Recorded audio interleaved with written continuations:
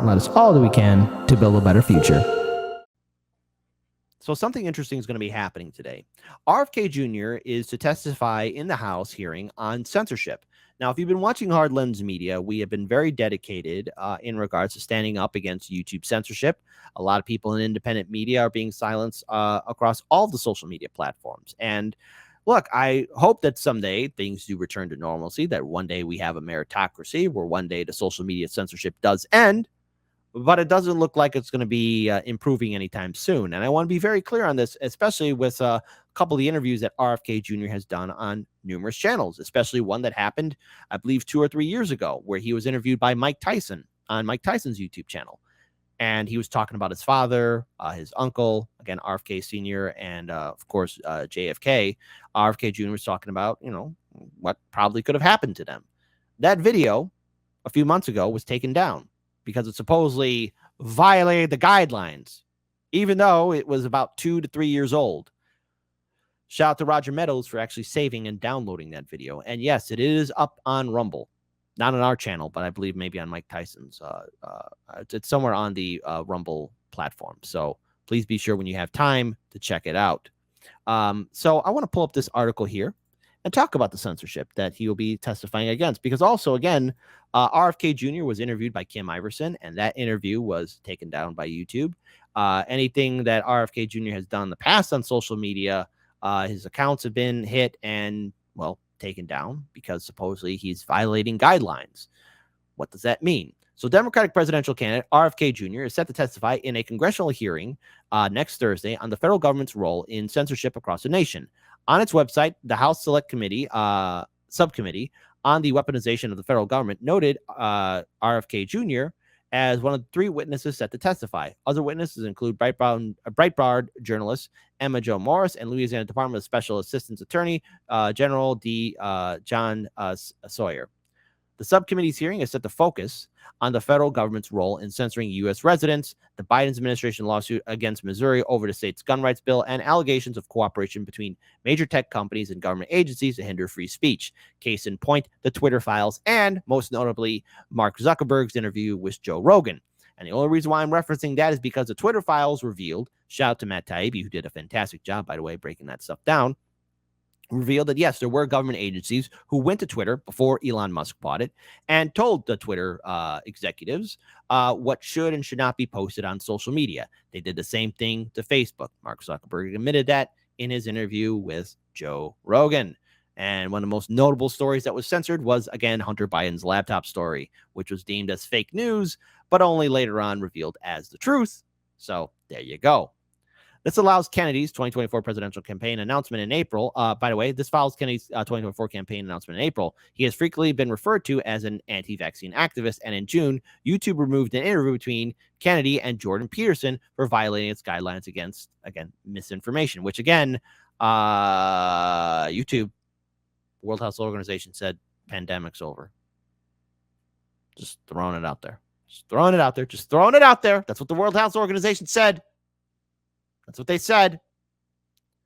So the social media told the platform, The Hill, in a statement that's, again, about the jab, prohibits content that alleges that the jab caused chronic side effects, even though MSNBC did an article, NBC did an article about how some people who got the jab got tendinitis.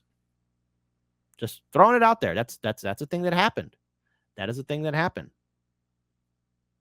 So why is this important? Well, because, again, whether you want to support RFK Jr. or you're against him, he has every right to speak out. He is running for president. He's the only real legitimate challenger against the Biden-Harris administration. And at every point in time, his account has been censored and silenced by the various social media platforms. He talked about that on the Twitter space with Elon Musk. He's talked about in other previous interviews. He is being censored. And what I find interesting is that now this administration, the Biden-Harris administration, is being told by a federal judge that they cannot have direct communications with many of these social media platforms, because I'm willing to bet that this administration will give marching orders to those social media platforms to silence articles or videos or conversations about Trump, RFK Jr., Dr. Cornel West, or anybody else that's going to be challenging his administration in 2024. So I want to pull up this article here from Fox News, which again, it does call into question again what's really happening with the Biden administration. RFK Jr. I was the first person censored by the Biden administration.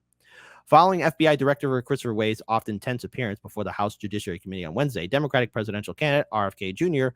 reacted to the claims from mainly Republicans that the FBI has become politicized and has suppressed or censored information.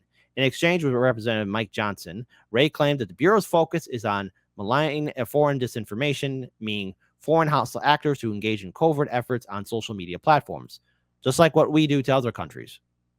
Johnson interjected that a federal judge in his state, Terry Doughty, recently found and said that the FBI engaged in a massive effort to suppress disfavored conservative speech and blatantly ignored the First Amendment right to free speech.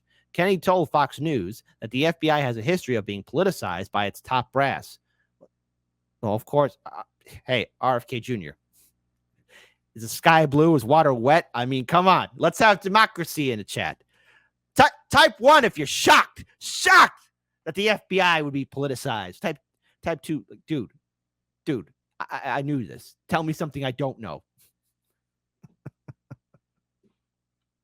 Pointing out J. Edgar Hoover allegedly targeting civil rights groups and figures like Dr. Martin Luther King.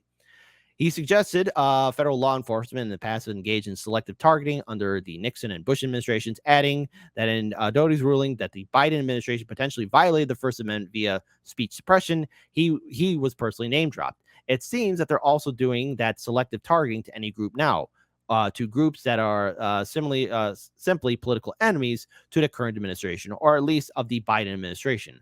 I was the first person censored by the Biden administration, according to Judge Doughty's decision.